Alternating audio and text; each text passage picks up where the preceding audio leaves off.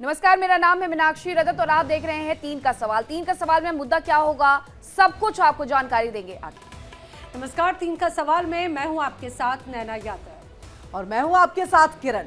मुद्दे की बात कर लेते हैं जिस पर आज हम चर्चा करने जा रहे हैं। नेशनल हेराल्ड के मामले में भले ही कोर्ट ने गांधी परिवार को राहत दी है, लेकिन मामले में सियासत बरकरार है। जहां एक तरफ कांग्रेस ने गांधी परिवार को बदनाम करने की साजिश करार दिया इसे, तो वहीं बीजेपी ने गांधी पर तीखा प्रहार किया है। बीजेपी के राष्ट्रीय प्रवक्ता गौरव भाटिया ने यह कहा कि सोनिया गांधी और राहुल गांधी इस मामले में आरोपी हैं और जमानत पर बाहर है। उन्होंने यहां तक कहा कि यह कहना बिल्कुल गलत नहीं होगा कि सबसे भ्रष्ट परिवार यही फर्जी गांधी परिवार है। बीजेपी की यह प्रतिक्रिया कांग्रेस अध्यक्ष मल्लिकार्जुन खड़गे के उस बयान के बाद आई जिसमें उन्होंने यह कहा था कि नेशनल हेराल्ड केस में सोनिया गांधी, राहुल गांधी और 5 अन्य के खिलाफ मनी लॉन्ड्रिंग केस में कोर्ट ने संज्ञान लेने से मना कर दिया और पीएम मोदी और गृह मंत्री अमित शाह को अपने पद से त्यागपत्र दे देना चाहिए। तो इस पूरे मुद्दे पर कोर्ट से गांधी परिवार को राहत मिलने के बाद संभावना है कि ईडी उच्च अदालत में जाएगी, लेकिन अब तक राजनीतिक सरगर्मी तो होगी ही होगी, जो फिलहाल कांग्रेस और बीजेपी के बीच देखने को भी मिल रही है। कांग्रेस इसे राहत करार दे रही है, राजनीतिक बदले की राजनीति कह रही है, जबकि बीजेपी इसे तकनीकी अड़चन बता रही है और इसकी शुरुआत भी हो चुकी है। जी हाँ, लेकिन असल में अगर देखा जाए तो तस्वीर जो नजर आती है उसमें नेशनल हेराल्ड केस में अदालत से गांधी परिवार को फिलहाल फौरी तौर पर राहत मिली है, लेकिन इसे ये भी समझिए कि ये सिर्फ फौरी तौर की राहत है, ये कोई क्लीन चिट नहीं है। कांग्रेस की असली परीक्षा अभी भी बाकी है। असली परीक्षा तब होगी जब अपील या नई चार्जशीट के साथ में मामला दोबारा से अदालत के सामने आएगा, लेकिन जैसे ही फौरी राहत के बाद में एक अलग तरह की सियासत और बयानबाजियों का दौर जारी है। सोनिया गांधी एक्यूज नंबर 1 अभी भी है, राहुल गांधी एक्यूज नंबर 2 अभी भी है। दूसरा तथ्य यह है, ये जो 420 चीटिंग धोखाधड़ी का मामला है, नेशनल हेराल्ड एजेएल कंपनी की 2000 करोड़ रुपए की संपत्ति जो इन्होंने हड़पी है, इसमें 7 साल की सजा है और यह मामला अभी चल रहा है, खत्म नहीं हुआ है। सोनिया गांधी जी और Rahul Gandhi, they are accused in this trial and they are out on bail. एक पॉलिटिकल वेंडेटा, एक द्वेष के दृष्टि से ये केस किया जा रहा है और उसके कारण क्या है उन्होंने बताया। अब ये पेपर आज का नहीं, 1938 में फ्रीडम फाइटर्स ने एक पेपर को एस्टैब्लिश किया कि आज़ादी दिलाने के लिए, लेकिन ये लोग आज मनी लॉन्ड्रिंग, सीबीआई ऐसे एजेंसीज को उपयोग करके हमारे कांग्रेस नेताओं को बदनाम कर रहे हैं। खासकर गांधी फैमिली को उन्होंने सताने के लिए ही ये केस डाला है। नहीं अब 3 के सवाल में सबसे बड़ा सवाल क्या है वो जान लीजिए। सबसे बड़ा सवाल यह है कि ईडी की चार्जशीट का कोर्ट ने आखिरकार संज्ञान क्यों नहीं लिया। साथ ही 3 का सवाल में इस पूरे मसले पर एक और अहम सवाल सामने आता है। हेराल्ड केस में ईडी की चार्जशीट में आखिर चूक कहां पर हुई। और वहीं तीसरा सवाल भी अब सामने निकल करके आ रहा है कि गांधी परिवार को राहत के बाद हेराल्ड केस खत्म या फिर संकट अभी भी बाकी।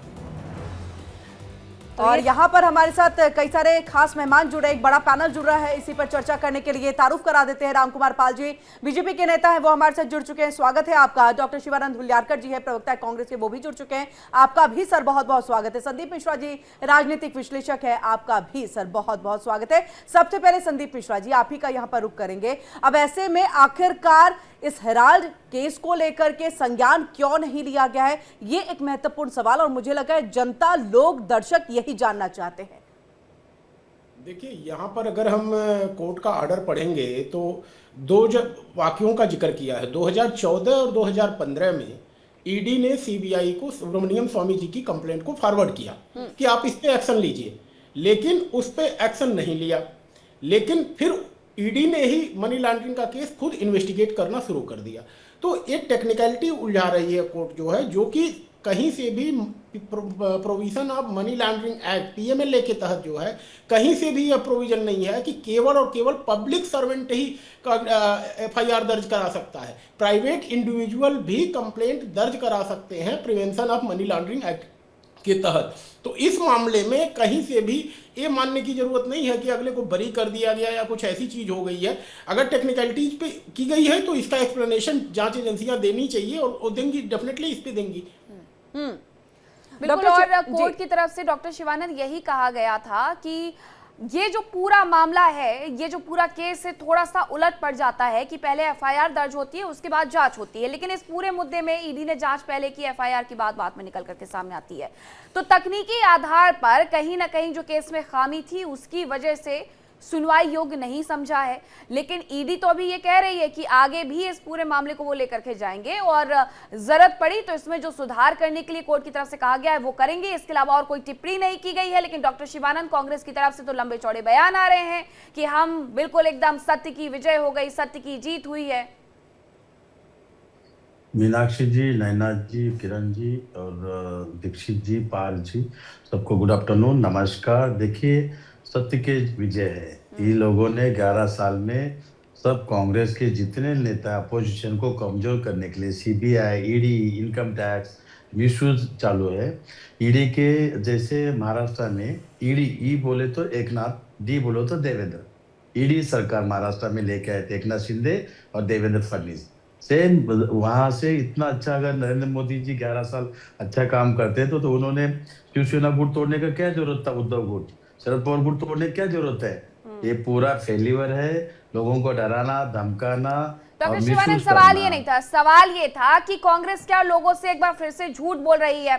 क्योंकि कांग्रेस की तरफ से बड़े लंबे चौड़े जो भाषण दिए गए, हमने सुनवाया भी, मल्लिकार्जुन खड़गे की तरफ से क्या कुछ कहा गया, उसके अलावा एक जो पूरा पोस्ट किया गया था सोशल मीडिया पर, उसमें लिखा गया था सत्य की जीत हुई है। अब कोर्ट ने इस पूरे वर्डिक्ट के दौरान क्या कहा है वो आप बहुत अच्छे से जानते हैं, आप वकील भी हैं डॉक्टर शिवानंद। कोर्ट की तरफ से यह कहा गया है कि इस पूरे मुद्दे में ईडी ने प्रक्रिया को बदल दिया है। ईडी ने पहले जांच की, एफआईआर नहीं की, जबकि पहले एफआईआर होती है, उसके बाद पीएमएलए के तहत जांच होती है। तो ये झूठ कांग्रेस ने नहीं बोला लोगों से। मीनाक्षी जी, देखिए, लॉ होता है, संविधान संविधान है। लॉ जिस तरह से उसमें कुछ भी तथ्य नहीं है तो उसमें कुछ भी जरूरत नहीं है। ये बीजेपी, हमारे कांग्रेस के नेता, मेरी मां समान सोनिया गांधी जी, एलओपी जननायक राहुल गांधी जी के ऊपर झूठे उन्होंने मुकदमा चला रहे। सुब्रमण्यम स्वामी ने ऑलरेडी 2012 में विड्रॉ किया था। फिर भी नरेंद्र मोदी जी 2014 में आने के बाद ईडी में जानबूझ के तकलीफ दे रहे थे। बेल पे खुद जेल पे जाने की तैयारी करो भाई। ये डॉक्टर शिवानंद जी, ये क्लीन चिट खुद आप अपने तरफ से दे रहे हैं सोनिया गांधी, राहुल गांधी को, या कोर्ट ने भी दे दिया है? कोर्ट ने भी दे दिया है। कोर्ट ने, किरण जी, खारिज किया बोले तो खारिज किया है, संज्ञान लेने से फिलहाल इनकार है, जिसका इसलिए मेरा सबसे पहला सवाल संदीप जी से यही था कि आप टेक्निकल अगर कुछ चीजें तो वो बता दीजिए ताकि आपको भी समझ में आ जाए और जनता और लोग भी इस बात को समझ सके कि टेक्निकल खामी दूर करे, वापस लाए। उन्होंने जांच के लिए भी कहा है कि अगर ईडी चाहे तो जांच जारी रख सकती है, क्लीन चिट नहीं है अभी भी। किरण जी, ऐसा कुछ भी नहीं है और मैं खुद लीगल पूरा स्टडी करके मैं बता रहा हूँ, इसमें कुछ भी नहीं, दूध का दूध पानी का पानी, सत्य का विजय है। ठीक है। देखिए शिवानंद जी, अभी तो कॉन्फिडेंस पूरी तरह से हाई होगा, जोश भी पूरी तरह से हाई होगा, इसमें कोई शक नहीं, और वो आपके शब्दों से, आपके अंदाज से, आपकी बातों से साफ तौर से जाहिर भी हो रहा है। लेकिन रामकुमार पाल जी, आखिर चूक कहां पर हुई है ये जरा समझाने की कोशिश कीजिएगा। क्या जो आरोप लगाए गए वो उस तरह के वजनदार नहीं थे? जो जांच हुई उसमें ज्यादा वजन नहीं था? क्योंकि टेक्निकल अगर इससे तमाम चीजें कही जा रही हैं, हालांकि अभी भी कहा जा रहा है कि गेंद ईडी के पाले में है, लेकिन कहां पर चूक हुई कि ये पूरी तरह से कॉन्फिडेंस में थे कि भाई अगर ईडी जांच कर रही है तो गांधी परिवार को पूरी तरह से ये कहा जाए कि चपेट में ले ही लेंगे? देखिए, ये नमस्कार आप सभी तीनों बहनों को, हमारे पैनलिस्ट को। मैं ये कहना चाहूंगा कि इसकी शुरुआत सुब्रमण्यम स्वामी जी ने की थी। 2006 में भी क्लीन चिट जैसा मिला था, फिर सुब्रमण्यम स्वामी की कोर्ट में गए और उन्होंने फिर जांच चालू करवाई कोर्ट में, और अभी वापस कुछ समय पूर्व सुब्रमण्यम स्वामी ने वापस केस वापस लिया। इसके लिए ईडी की समस्या हो गई है। और ईडी ने दिल्ली में एफआईआर भी कराया है। नहीं, लेकिन रामकुमार पाल जी, सबसे महत्वपूर्ण बात ये, विपक्ष तो यही आरोप लगाता रहा है कि जो ऐसी केंद्रीय एजेंसीज हैं, आ रहे हैं संदीप जी, कि ये जो तमाम ऐसी केंद्रीय एजेंसीज हैं उनका दुरुपयोग किया जा रहा है विपक्ष को फंसाने के लिए, और यही एक बार फिर से कि यही आरोप विपक्ष की तरफ से लगाए जा रहे हैं, कांग्रेस की तरफ से, गांधी परिवार की तरफ से। देखिए, कांग्रेस के प्रवक्ता ने स्वयं कहा कि 2012-2013 का केस, तो वो समय तो मोदी जी थे नहीं, हमारी सरकार थी नहीं, या जितने भी पहले के केसेस है तो इन्हीं लोग के कार्यकाल की चीजें हैं। ठीक है, उसमें अभी सुब्रमण्यम स्वामी बैक मार रहे हैं, लेकिन ईडी जो कार्य की है, जो जांच हुई है, जो ये कांग्रेस पार्टी ने यंग इंडिया को लोन दिया, यंग इंडिया ने वहां पे चुकाया, और किस तरह से कोई पार्टी किसी को लोन दे सकती है क्या, जिनको सरकार के तहत हर माध्यम से उनको बेनिफिट मिलता है, जो सरकार पार्टियों को, तो वो उन्होंने दिया। तो ये कई चीजें हैं, और होगा कि टेक्निकल थी, टेक्निकल खामी से कोर्ट ने इसको मना की, लेकिन जांच जारी रखने की संदीप जी कुछ कहना चाह रहे थे? जांच पे कोई रोक नहीं लगाया है। ठीक है, जांच अभी भी जारी है और गेंद अभी भी ईडी के पाले में है। उच्च कोर्ट में कहा जा रहा है कि वहां पर भी अब रुक किया जा सकता है। वेल संदीप जी, मैं आपके दर्शकों को अपडेट कर दूं, ऑर्डर ही पढ़ के बता दूं जिससे रोना धोना बंद हो जाए। साफ साफ कोर्ट का ऑर्डर मैं पढ़ देता हूं। पैरा 256 का क्लॉज डी मैं पढ़ रहा हूं। Cognizance upon the present complaint being liable to be declined on a question of law, question of law पे कॉग्निजेंस डिक्लाइन की जाती है। Other arguments relating to the merit of the allegations are not required to be adjudicated. तो merit पे court ने कुछ adjudicate नहीं किया है, पहली बात। दूसरी बात, मैं यहाँ पे आ जाता हूँ, पैरा ई में कोर्ट क्या कहती है, इस चीज को भी दर्शकों तक बात जानी चाहिए। इन view of the ongoing further investigation by ED in the consequence of the FIR registered by the EOW ने जो रजिस्टर एफआईआर की है 3 अक्टूबर 2025 की, उसमें अभी जांच चल रही है। तो it is now premature and impudent for the court to decide the submissions made by the ED as well as the proposed accused in relation to the merit of the allegation. So अभी ये जांच चल रही है और court को इस पे जो है डिसाइड करना है तब, जबकि ईओडब्ल्यू की जो एफआईआर दर्ज हुई है उसमें कोई फाइंडिंग आती है, तब असली कॉग्निजेंस का इशू डिसाइड होगा यहाँ पर। बिल्कुल, और यही लिखा भी है ईओडब्ल्यू को लेकर के, यही लिखा भी गया है कि पहले ही एफआईआर दर्ज हो चुकी है। ईडी की दलीलों का फैसला जल्दबाजी में नहीं हो सकता था, लेकिन अभी जो कोर्ट की तरफ से कहा गया है वही उनकी तरफ से पढ़ के सुनाया गया है। ईडी चाहे तो मामले में आगे दलीलें पेश कर सकती है। संदीप मिश्रा जी, ये भी कहा है कोर्ट ने, और यही मैं पढ़ करके पहले भी सुना रही थी और यही पूछ भी रही थी कि ईडी तो साफ तौर पर यह कह रही है कि जो भी तकनीकी गलती हुई है उसको लेकर के कोर्ट की तरफ से इस मुद्दे को नहीं सुना गया, लेकिन कोर्ट ये कह रहा है कि आप चाहे तो आगे भी दलीलें पेश कर सकते हैं। तो डॉक्टर शिवानंद, फिर ये सत्य की विजय कैसे हो गई, छूट कैसे हो गई, राहत कैसे हो गई? मीनाक्षी जी, देखिए, हम संविधान के ऊपर भरोसा है। मैं खुद अभी आधा घंटे पहले 10 जनपद पे मेरी माँ सोनिया गांधी जी को, यूपी चेयरपर्सन को मिल के आया। मिलने के बाद उधर जो क्लैरिटी बता रहा हूँ, सत्य की जीत है और 101% इसमें कुछ भी नहीं है। यही तो मेरी सहयोगी मीनाक्षी पूछ रही कि कैसे सत्य की जीत? कोर्ट की तरफ से तो चीजें आ जाने दीजिए ना, कोर्ट फैसला सुनाएगा। संविधान पे भरोसा है आपको, कोर्ट पे भरोसा नहीं है आपको। आप अपने तरफ से वर्डिक्ट सुना देते हैं कि यही होगा और यही होना भी चाहिए। मीनाक्षी जी ने, किरण जी, मीनाक्षी जी ने जो पूछा है, मेरे को आंसर तो करने दो। देखिए, सत्य की जीत है, ये कहीं भी सुप्रीम कोर्ट जाओ, हाई कोर्ट जाओ, कुछ भी नहीं होने लगा, उसमें कुछ भी नहीं है। ये जानबूझ के कांग्रेस के सब बड़े बड़े नेताओं को बदनाम करने का ये लोगों ने ये किया। अपोजिशन को भी ये नोटिस भेजते, चलता है, हम डरने वाले से नहीं है। दूसरी बात, देखिए, पंडित जवाहरलाल नेहरू ने 10 साल गए, आप देखिए ना, बीजेपी का कौन सा नेता अंदर था बताइए? ये खुद जिन्ना के साथ जाके चाय पीने वाले लोग। आप इतिहास में ही अटके रहेंगे, वर्तमान में पता नहीं कब तक आ पाएंगे। रामकुमार पाल जी, 2012 में सुब्रमण्यम स्वामी ने कोर्ट में शिकायत की, 2014 में अदालत ने सोनिया, राहुल समेत 6 लोगों को समन भेजा। अब उस बीच सरकारें भी बदल गई और जो कार्रवाई थी वो अदालत की तरफ से की गई है। तो बीजेपी का रोल इसमें कैसे रहा? और ये जो सियासी गलियारों में चर्चा हो रही है कि एक तरफ कांग्रेस कह रही है कि हमें छूट मिल गई है, तो बीजेपी कह रही है कि ये सिर्फ बेलगाड़ी है और कुछ नहीं है। नहीं, देखिए, जो कह रहे हैं, अगर कह रहे हैं कि हमको छूट मिल गई या हम निर्दोष साबित हो गए, तो आपकी जो 661 करोड़ की संपत्ति है, 90 करोड़ का शेयर है, वो छुड़वाने की अपील करिए ना। जब आप निकल चुके हैं, जो ईडी ने जब्त की है, तो कोई किसी की संपत्ति जब्त करके छुड़वाने का प्रयास नहीं करेगा। ये झूठ बोल रहे हैं, सरासर झूठ बोल रहे हैं। और ये अगर इस केस में अगर ये कोई इस तरह की इनके तरह से छुटकारा मिल जाए, तो इनके तहत जितने शिवानंद लोन जी को दिए जवाब थे ना, देना चाह रहे हैं आपकी जितने लोन दिए थे ना नीरव मोदी है ना, ये सब फिर इसको बेनिफिट लेंगे इसी का।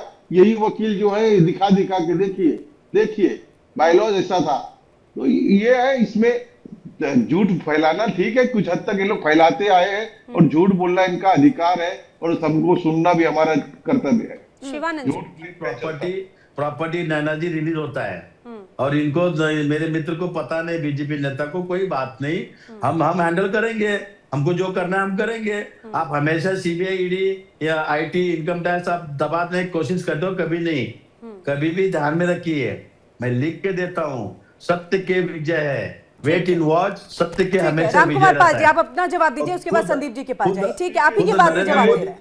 आप ही के समय में सुप्रीम कोर्ट ने कहा था कि ये पिंजरे के कबूतर है सीबीआई, आप ही ने इनका नाम खराब किया और आज भी हमारे संवैधानिक संस्थाओं के ऊपर आज भी उंगली उठाते हो। कोर्ट, चाहे कोर्ट हो, सुप्रीम कोर्ट हो, चाहे हमारी ठीक है, देखिए सभी के अपने अपने आरोप प्रत्यारोप तो रहते हैं और इस दौरान ये इसमें कोई शक नहीं कि कांग्रेस को फौरी तौर पर राहत मिली है। तो शिवानंद जी उस चीज को लेकर बड़े एक्साइटेड भी हैं, लेकिन संदीप मिश्रा जी जरा ये बताइए, ये एक्साइटमेंट, ये खुशी यूं ही कांग्रेस की बरकरार रहने वाली है या फिर आने वाले वक्त में, क्योंकि अगर ईडी के पास में ऑप्शन है, ईओडब्ल्यू के पास में ऑप्शन है आगे और अपील दर्ज करने का, कंप्लेन दोबारा फाइल करने का भी एक बहुत लंबी प्रोसेस है, तो क्या आपको लगता है ये केस अभी आगे और बढ़ता हुआ नजर आएगा या कांग्रेस को, गांधी परिवार को राहत नजर आती है?